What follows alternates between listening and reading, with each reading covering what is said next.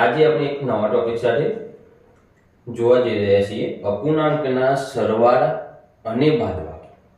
Okay, હવે આના પછી આપણો સ્વાધ્યાય 7.5, એના પછી આવે છે મિશ્ર અપૂર્ણાંકના સરવાળા અને બાદબાકી, અને તેના પછી આપણો છેલ્લો સ્વાધ્યાય 7.6. ઓકે, તો અપૂર્ણાંક હોય એના સરવાળા બાદબાકી કેવી રીતે કરી શકાય. તો અત્યાર સુધી આપણે જોયું અપૂર્ણાંક કેવા હોય, સમછેદી અપૂર્ણાંક જોયા, વિષમછેદી અપૂર્ણાંક જોયા. પછી જોઈએ કે સરવાળા કેવી રીતે કરીએ અને બાદબાકી કેવી રીતે કરીએ. તો એના અંદર આપણે આકૃતિ સાથે પણ જોઈશું, અને આકૃતિ સિવાય જો આપેલા હોય અપૂર્ણાંક તો તેના સરવાળા બાદબાકી કેવી રીતે કરવા. તો હું અહીંયા એક ઉદાહરણ લઉં. 8/11 માઈનસ 3/11. તો અહીંયા બંનેના છેદ કેવા છે? સરખા, પરંતુ અંશ કેવા છે? અલગ અલગ. તો હું કેવી રીતે બાદબાકી કરી શકું? તો આપણે જોઈએ એમ કે જો બંનેના છેદ સરખા હોય તો છેદ એમના એમ મૂકી દે. ઉપર શું લખવું? તો પહેલાનો અંશ ચિહ્ન શું છે? માઈનસ. તો માઈનસ કર્યું, અહીંયા શું હતું? પ્લસ. તો હવે પ્લસ કર્યું. બીજાનો અંશ, તો 8 માંથી 3 જાય તો કેટલા વધે? 5 છેદ એમના. હવે આપણે જોઈએ કે જો આપણી જોડે અંશ પણ અલગ હોય અને છેદ પણ અલગ હોય તો કેવી રીતે કરવું? તો હું અહીંયા લખું કે 5/9 વત્તા 7/11. તો અહીંયા છેદ તો સમાન નથી, તો કેવી રીતે કરીશું આપણે? તો આપણે શું કરીશું? બંનેનો શું લેવાનું? લસા. તો લસા લેવા માટે શું કરવું જોઈએ? આ બંને છેદ છે, બંનેનો શું કરી દેવાનું? ગુણાકાર. શું કરીશું? ગુણાકાર. તો 9 ગુણ્યા 11 કેટલા થાય? 99. 11 9 99. હવે ઉપર શું લખીશું? તો ઉપર આપણે સૌપ્રથમ બે કૌંસ બનાવી દઈએ. પહેલાનો કૌંસ વત્તા બીજાનો કૌંસ. ઓકે, પહેલા કૌંસના અંદર પહેલાનો અંશ ગુણ્યા બીજાનો છેદ. એવી રીતે અહીંયા બીજાનો અંશ ગુણ્યા પહેલાનો છેદ. તો 5 ગુણ્યા 11 કેટલા થાય? 55 વત્તા 7 9 કેટલા થાય? 63. છેદ કેટલો મળ્યો? આપણે સરવાળો કરીશું. 5 ને 3 8, 5 ને 6 11 ભાગ્યા 99. હવે આપણે જોઈશું ભાગ ચાલે છે તો 118 ને 3 વડે ભાગીએ તો આપણને ભાગ ચાલતો નથી. ઓકે, તો આ આપણો એક જવાબ થઈ ગયો. એવી જ રીતના અહીંયા જો આપણને ચોથા પ્રશ્નના અંદર હું લખું 7/12 માઈનસ 5/13. ઓકે, તો અહીંયા છેદ પણ અલગ અલગ, અંશ પણ અલગ અલગ, પણ ચિહ્ન કેવું છે? માઈનસ. હવે શું કરવાનું? તો હવે આની જેમ જ આ બંનેનો શું કરી દેવાનું? ગુણાકાર. તો 12 ગુણ્યા 13 કેટલા થાય? તો 12 ગુણ્યા 13 100 ને 12 નો 144 પ્લસ 12 100 156 આપણો શું મળ્યો? લસા. હવે ઉપર શું કરવું? ઉપર પેલાની જેમ બે કૌંસ કરી દો. ચિહ્ન કયું? જે આપેલ હોય એ. 7 પહેલાનો અંશ ગુણ્યા બીજાનો છેદ ઓછા બીજાનો અંશ ગુણ્યા પહેલાનો છેદ. હવે 13 સિત્તા કેટલા થાય? 51 ઓછા 12 પંચું 60 છેદ મળ્યો 156. 51 માંથી 60 જાય તો કેટલા મળે? 31 ભાગ્યા 156. તો આ આપણો જવાબ થઈ ગયો. અહીં આપેલ આકૃતિમાં આપણે જોઈએ કે પહેલી આકૃતિમાં ટોટલ 6 ખાના છે, એમાંથી 5 ખાના કેવા છે? છાંયકિત કરેલા. બીજા આકૃતિના અંદર આપણે જોઈએ તો 5 માંથી 2 શું કરે છે? દૂર કરે છે. માટે અહીંયા આપણે શું લખીશું? 2 શિક્ષાંશ. ઓકે, 2 શિક્ષાંશ શું થયા? દૂર થયા. તો આપણને શું જવાબ મળે? તો છેદ સરખો, ઉપર થઈ જાય અંશની બાદબાકી, તો 5 માંથી 2 જાય તો 3/6. આપણે શું થઈ ગયું? નમસ્કાર વિદ્યાર્થી મિત્રો, અહીંયા આપણે સ્વાધ્યાય 7.5 નો પ્રશ્ન પહેલો અને પ્રશ્ન ત્રીજા વિશે આપણે ચર્ચા કરીશું. પ્રશ્ન 1 ના અંદર આપણને કહેલું છે કે નીચે જે આપેલી આકૃતિઓ એ જોવાની અને સરવાળો છે કે બાદબાકી એ નક્કી કરવાની છે. તો ઉપર આપેલી આકૃતિમાં નંબર A એના અંદર ટોટલ 5 બોક્સ આપેલા છે. તો નીચે 5 કરી દો. કેટલો બોક્સ છાંયાંકિત છે? 1 બોક્સ. તો શું લખી દઉં? 1. એમાંથી બીજા બોક્સના અંદર કુલ કેટલા આપેલા છે છાંયાંકિત કરેલા? 2. અને ટોટલ ભાગ છે 5. હવે એના અહીંયા બરાબર કરીશું અને અહીંયા આપણને 3 ભાગ છાંયાંકિત કરેલા અને કુલ 5 ભાગ આપેલા છે. તો 1 માંથી શું હું 2 બાદ કરું તો મને 3 મળે? ના. તો 1 ના અંદર શું કરવું પડે? પ્લસ 2 કરીએ તો આપણને 3 મળે. તો છેદ એમના એમ 1 + 2 એટલે કેટલા થઈ જાય? 3. હવે આકૃતિ B ની અંદર આપણે જોઈએ તો એની અંદર પણ આપણને ટોટલ 5 વર્તુળના આડા આપેલા છે. તો હું પહેલા 5 લખી દઉં. એમાંથી કેટલા આડા છાંયાંકિત કરેલા છે? તો 5 એ 5 કરેલા છે. પછી આપણને એવું કહેવામાં આવ્યું છે કે 3 આડા છે એ છાંયાંકિત કરેલા છે 5 માંથી. તો આપણને જવાબમાં 2/5 આપેલું છે. તો શું હું 5 ની અંદર 3 એડ કરું તો મને 2 મળે? ના. 5 માંથી 3 ને શું કરવા પડે? બાદ કરવા પડે. તો મને કેટલા મળે? 2/5. એવી જ રીતે આકૃતિ C જોઈએ કે એની અંદર મને ટોટલ 6 બોલ આપેલા છે. એમાંથી પહેલાની અંદર 2 બોલ છાંયાંકિત કરેલા છે. બીજાની અંદર 3 બોલ છાંયાંકિત કરેલા છે. અને મને કહ્યું છે કે ત્રીજી જેની C ની ત્રીજી આકૃતિ છે એમાં એવું કહેવામાં આવ્યું કે ટોટલ 6 બોલ છે એમાંથી 5 બોલને છાંયાંકિત કરેલા છે.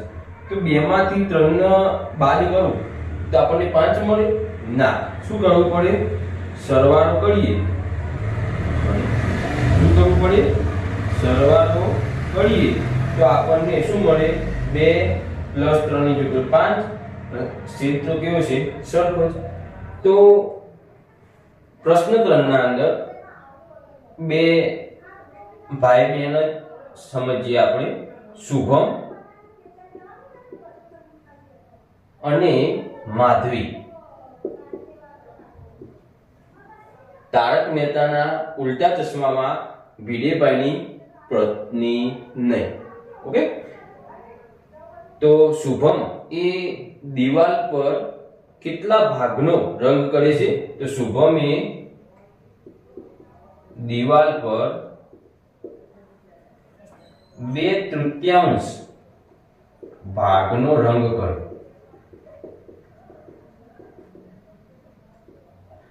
અને માધવી હતી તો માધવી દિવાલ પર 1/3 ભાગનો રંગ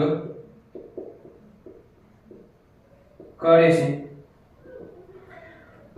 તો આ બંને ભાઈ બહેને ભેગા મળીને કેટલા ભાગનો રંગ કર્યો તે આપણે શોધવાનું છે. તો હું લખી શકું કે શુભમે કરેલ રંગનો ભાગ વત્તા કોણે પીડીબાઈની પત્ની નહીં માધવીએ કરેલ રંગનો ભાગ.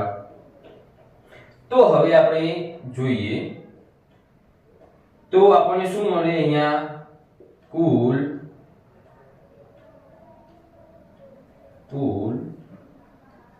રંગ કરેલ ભાગ. અહીંયા આપણે મજાક મસ્તીની સાથે જોઈએ તો શુભમે કેટલા ભાગમાં રંગ કર્યો 2/3 અને માધવીએ 1/3. તો શું થયું પ્લસ.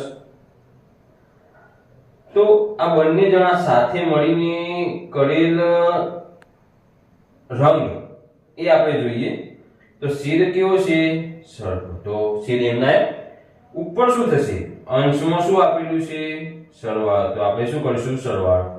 તો 3/3 ઇક્વલ આપણે 1 લખી શકીએ. તો આપણે કહી શકીએ હવે જો અપૂર્ણાંકનો જવાબ કેવો આવે 1. તો હંમેશા અપૂર્ણાંકનો સરવાળો કરીએ ત્યારે તેનો જવાબ જો છેદ સરખો હોય તો તેનો જવાબ કેવો મળે 1 જ મળે. તો અહીંયા આપણે લખી શકીએ કે શુભમે અને માધવીએ આખી દિવાલ પર રંગ કર્યો હશે.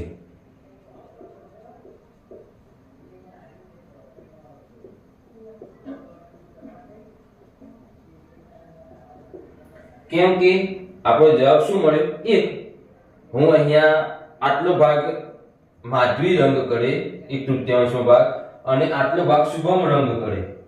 તો ટોટલ જોવા જઈએ તો શું આ મારી આખી દિવાલને રંગ થઈ જાય કે નહીં થઈ જાય. તો આપણે કહી શકીએ કે શુભમ અને માધવી આખી દિવાલ પર રંગ કર્યો. અહીંયા આપણને સ્વાધ્યાય 7.5 નો પ્રશ્ન નંબર 2 આપેલો છે. હવે પ્રશ્ન નંબર 2 આપણે જોઈએ એટલે આપણના દરેકના મનના અંદર એક વસ્તુ થાય કે આવા તો સમાન છેદ વાળા જે દાખલા એ આપણે જ્યારે અપૂર્ણાંકોની સરવાળા બાદબાકી જાણે એની પ્રસ્તાવના જોતા હતા ત્યારે તો ભણ્યા હતા. તો એના અંદર આપણે શું કરતા હતા કે જ્યારે છેદ સમાન હોય ત્યારે છેદને શું કરતા હતા એમના મૂકી દેતા હતા અને અંશનું સરવાળો કહ્યો હોય તો સરવાળો કરતા હતા, બાદબાકી કહ્યું હોય તો બાદબાકી કરતા હતા. તો એવી રીતે અહીંયા એવા સમાન છેદ વાળા 1 2 3 4 5 6 ને ટોટલ 7 દાખલા એવા આપણે કે જેમનો છેદ કેવો છે સમાન છે. આ બંનેના અંદર આના અંદર આપણે 1 ની વેલ્યુ મૂકશું તો આપણને સમાન છેદ વાળી સંખ્યા મળી જશે. અને અહીંયા આપણે જે ગુણાકાર કરતા હતા લસા લઈને એ રીતે આ દાખલો ગણવાનો છે. તો ચલીએ આપણે આ દાખલા પર ધ્યાન આપીએ. હવે છેદ કેવો આપેલો છે સમાન. તો હું છેદ એમના એમ મૂકી. અંશનો શું કહ્યો છે સરવાળો. તો આપણે અંશનો શું કરી દઈએ સરવાળો 1 + 1 is equal 2/18. આપણને જવાબ મળે 1/9. એવી જ રીતે બીજો દાખલો જોઈએ. બીજા દાખલાની અંદર પણ છેદ કેવો આપી દીધો છે સમાન. તો છેદ હું એમના એમ મૂકી દઈશ. અને ઉપર શું કરવાનું કહે છે સરવાળો. તો પહેલાનો અંશ વત્તા બીજાનો અંશ is equal 8 ને 3 11 અને નીચે મળી જાય 5. એવી જ રીતે અહીંયા આપણે જોઈએ તો છેદ કેવો આપી દીધો છે? સરખો. અંશને શું કહીશે? બાદબાકી. તો પહેલાનો અંશ માઈનસ બીજાનો. 7 માંથી 5 જાય કેટલા મળે? 2 છેદના m. ચલો અહીંયા d ના અંદર આપણી જોડે છેદ કેવો છે? સરખો. એટલે m ના m. અંશને શું કરવાની કહી છે? સરવાળો. તો સરવાળો. તો હવે હું જોઉં તો 1 + 21 કેટલા થાય? 22 upon 22. આપણો જવાબ શું મળી જાય? હું અહીંયા નીચે લખી દઉં. આપણો જવાબ શું મળી જાય? 1. ઈ ની જગ્યાએ જોઈએ. ઈમાં પણ છેદ કેવો આપેલો છે? સમાન. તો છેદ એમના એમ. અંશની શું કરવાની કહી છે? બાદબાકી. તો પહેલો અંશ માઈનસ બીજાનો અંશ બરાબર 12 માંથી 7 જાય તો 5/15 બરાબર 5 તરી 15 1/3. તો એવી જ રીતે અહીંયા જોઈએ. છેદ કેવો છે? સમાન. એટલે એમના અંશની શું કરવાનું? સરવાળો. તો પહેલાનો અંશ વત્તા બીજાનો અંશ બરાબર 5 ને 3 8 છેદ પણ 8 ઇક્વલ. અહીંયા સેમ છેદ. તો છેદ કેટલો છે? તો 4. તો m ના m.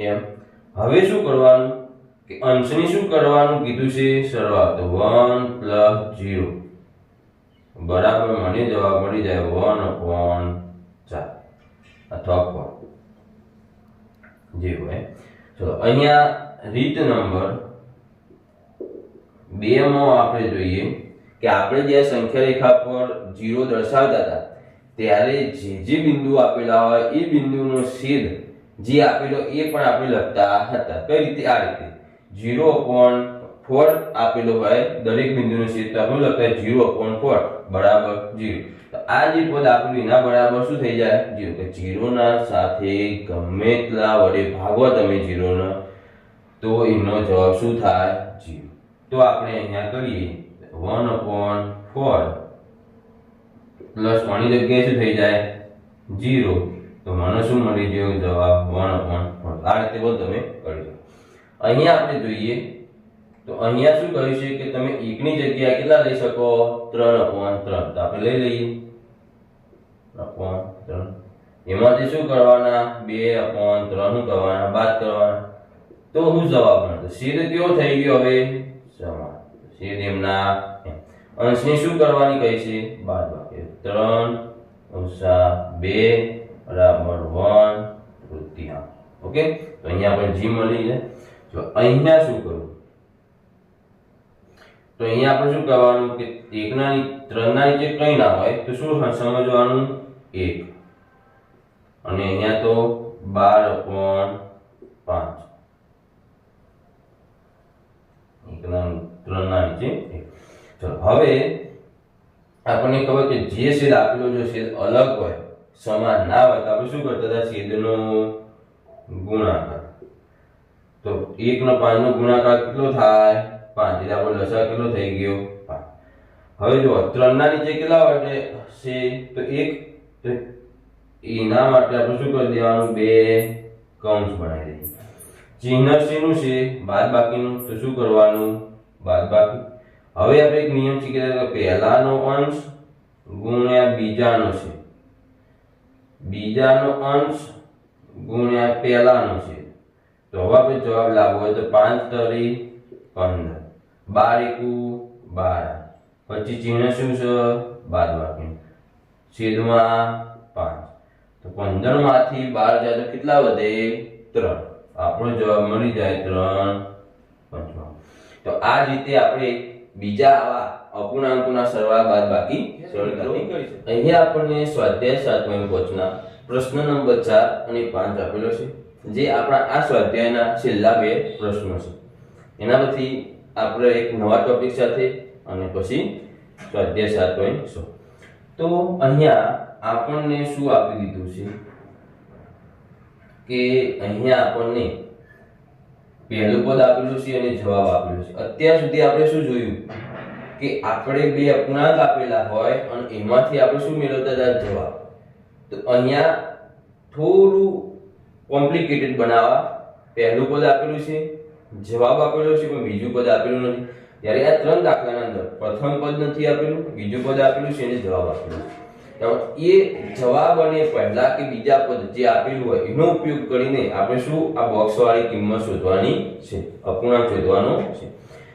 તો હવે હું શું કરું? આ જે બોક્સ મારે જોવો તો બોક્સને હું પહેલા બનાવીશ. ઓકે, પછી આ બોક્સ હતું એને મેં શું કર્યું? બરાબરની જેવી ડાબી સાઈડ હતું એવું શું કર્યું? જમણી સાઈડ લઈ ગયું. જમણી સાઈડ લઈ ગયું ત્યારે એ માઈનસમાં હતું, એ કેવું થઈ ગયું? પ્લસમાં. ઓકે, તો આટલા તો કેટલા થઈ ગયા? 7, 10. ઓકે, હવે જે ત્રણ દશાંશ છે એરા બરાબરની કઈ સાઈડ હતા? જમણી બાજુ. તો હું શું કર્યા? તેને શું લાવ્યો? ડાબી બાજુ. તો આ શું થઈ ગયા? માઈનસ. કેમ માઈનસ? તો આ કેવા હતા? પ્લસ. પ્લસ હોય અને આ સાઈડ આવે તો શું થઈ જાય? માઈનસ. માઈનસ હોય આ સાઈડ આવે તો શું થઈ જાય? પ્લસ. ઓકે, તો હવે આ બોક્સ હતું એ હોવું ક્યાં જોઈએ? ડાબી બાજુ. અને આ પર ક્યાં હોવું જોઈએ? જમણી બાજુ. પણ જ્યારે બરાબર આપેલું હોય અને બરાબરની આજુબાજુના બંને પદ તમે ડાબી બાજુથી જમણી બાજુ અને જમણી બાજુથી ડાબી બાજુ સરળતાથી લઈ દેશો. એક એક પદ લઈ જવું હોય તો તમારે શું કરવું પડે? ચિહ્નમાં ફેરફાર કરવો પડે. ચાલો, ઓકે, હવે જોઈએ તો આપણા જો છેદ કેવો છે? સરખો. અંશની શું કરવાની કહી છે? બાદબાકી. તો 7 માંથી 3 જાય તો કેટલા મળે? 4/10. મારે બીજી રીતે લખવું હોય તો હું લખી શકું 2/5. ઓકે, તો બંને રીતે આપણો જવાબ કેવો બને? સાચો. ચલો અહીંયા આપણે જોઈએ તો બોક્સ એમના એમ, બરાબર પણ એમના એમ, 5/21 પણ એમના એમ. પરંતુ જે આ પદ હતું 3/21 જે બીજું પદ હતું એ પદ કેવું છે? માઈનસ. જ્યારે તે બરાબરની જમણી સાઈડ જાય ત્યારે કેવું બની જાય? પ્લસ. તો પ્લસ 3/21. હવે હું સરળતાથી લખી શકું કે બંનેનો છેદ કેવો છે? સરખો. તો એમના એમ. અંશની શું કરવાનો કહ્યો છે? સરવાળો. તો 5 + 3 બરાબર 8/21. તો આ બોક્સની કિંમત શું થઈ ગઈ? 8/21. એવી જ રીતે ત્રીજા દાખલાની અંદર બોક્સ આપ્યું છે તો બોક્સ એમના એમ, બરાબર પણ એમના એમ, 3/6 પણ એમના એમ. તો આ 3/6 કેવા છે? ડાબી સાઈડ માઈનસ છે. જ્યારે જમણી સાઈડ જશે ત્યારે કેવા થઈ જશે? માઈનસના પ્લસ. ઓકે, હવે છેદ કેવો છે આપણી જોડે? સરખો. અંશનો શું કરવાનો? બાદબાકી આપે તો બાદબાકી, સરવાળો આપે તો સરવાળો. શું આપ્યું છે? સરવાળો. તો પહેલાનો અંશ વત્તા બીજાનો અંશ બરાબર 6/6 બરાબર જવાબ શું મળી જાય? એવી રીતે અહીંયા નીચે ડી ના અંદર બોક્સ એમના એમ, બરાબર એમના એમ, 12/27 એમના એમ. હવે શું કરીશ? તો અત્યાર સુધી આપણે આ સાઈડ શું હતું? માઈનસ હતું. તો પેલી બાજુ શું થતું હતું? પ્લસ. પરંતુ અહીંયા મને પ્લસ આપ્યું તો એ ડાબી બાજુથી જમણી બાજુ જાય તો શું થઈ જાય? પ્લસનું માઇનસ 5. હવે મારી જોડે બંનેના છેદ કેવા મળ્યા? સરખા. અંશની શું કરવાની કહી છે? બાદબાકી. તો પહેલાનો અંશ ઓછા બીજાનો અંશ. તો 12 માંથી 5 જાય તો કેટલા મળે મને? 7/27. ઓકે, તો આ રીતે આપણે ચાર દાખલા. એવી જ રીતના આ કઈ રીતના આપણે કમ્પ્લીટ અપૂર્ણાંક આપેલો છે, ખાલી આપણે બોક્સમાં કિંમત મૂકવાની. અહીંયા પણ રકમ વાંચવાની છે, એ પ્રમાણે આ રીતનું બનાવવાનું છે અને પછી તેનો શું લાવવાનો છે? જવાબ. તો હું અહીંયા આપણે જોઈએ. હવે આપણને ખબર છે કે અપૂર્ણાંક હોય અને તે સમાન, મતલબ કે અપૂર્ણાંકના સરવાળો આપણે જોવા જઈએ કોઈ પણ અપૂર્ણાંકનો, દાખલા તરીકે હું જોઉં કે મારા જોડે 2/3 ભાગની ચોકલેટ છે, તો મેં કેટલી ચોકલેટો મારા ભાઈને આપી, તો આપણે જોઈ શકીએ કે અપૂર્ણાંકનો સરવાળો કેટલો હોય? 1। એકમાંથી તમે 2/3 બાદ કરો તો આપણને જવાબ મળી જાય કે હા 1/3 હોય। તો 2/3 જે મારા જોડે ચોકલેટ હતી અને 1/3 જે મારા ભાઈને મેં ચોકલેટ આપી, તો એ બંને ભેગા થાય ત્યારે મને શું જવાબ મળે? જોઈએ આપણે અહીંયા જુઓ, તો 3/3 અને 3/6 અને 3/6 બંને કેવા મળ્યા? સરખા। આ 50%, આ 50%, તો 50-50 કે શું મળી ગયું? આપણને 100%, એટલે મતલબ કે એક જવાબ મળી જાય। એવી જ રીતના અહીંયા કહેવાનું છે કે જાવેદની ટોપલીમાં કેટલા નારંગી હોય? કેટલા ભાગના? તો કે 1 ભાગના નારંગી હોય। ઓકે, હવે એમાંથી એને કેટલા ભાગના નારંગી વેચ્યા? મતલબ કે આપી દીધા તો 5/6 ભાગના। તો આપવામાં આવ્યા એટલે આપણે શું લખ્યું? માઈનસ। જો લેવામાં આવ્યા તો પ્લસ। જસ્ટ આપણે સમજીએ કે મારા જોડે 5 ચોકલેટ હોય અને હું તમને 5 ચોકલેટમાંથી 3 ચોકલેટ આપું, તો આપી એટલે મારા જોડે શું થઈ? ઓછી થાય ને, બસ એ રીતે। તો અહીંયા મારા જોડે અપૂર્ણાંકનો સરવાળો કેવો હોય? 1 હોય। એમાંથી કેટલી આપી દેવામાં આવ્યો? 5/6 ભાગની નારંગી આપી દેવામાં આવે, તો મને શું જવાબ મળે એ મને ખબર નથી। હવે આ પદ આપણે આવું થઈ ગયું, જે પ્રશ્ન નંબર 2 ના અંદર આપણે જોયું તે રીતે। હા, તો આપણે કરીએ આપણી રીતે। સીધ સડકો લાવવા માટે જો એકના નીચે કઈ ના હોય તો આપણે શું લખી દેવાનું? 1, બરાબર। પછી સીધ અલગ અલગ હોય તો સીધનો શું થાય? ગુણાકાર। તો 1 × 7 કેટલા થાય? 7। હવે ઉપર શું બનાવવાના? 2 કૌંસ,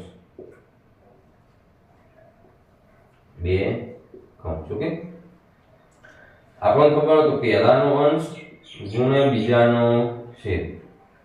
ચિહ્ન શું છે? બાદબાકીનું, તો બાદબાકીનું મૂકીએ।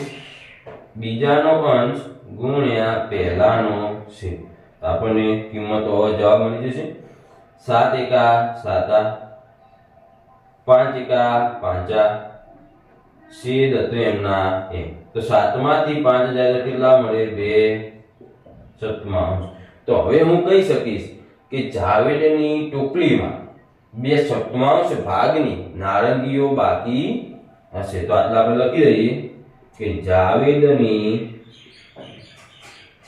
ટોપલીમાં 2/6 ભાગની નારંગીઓ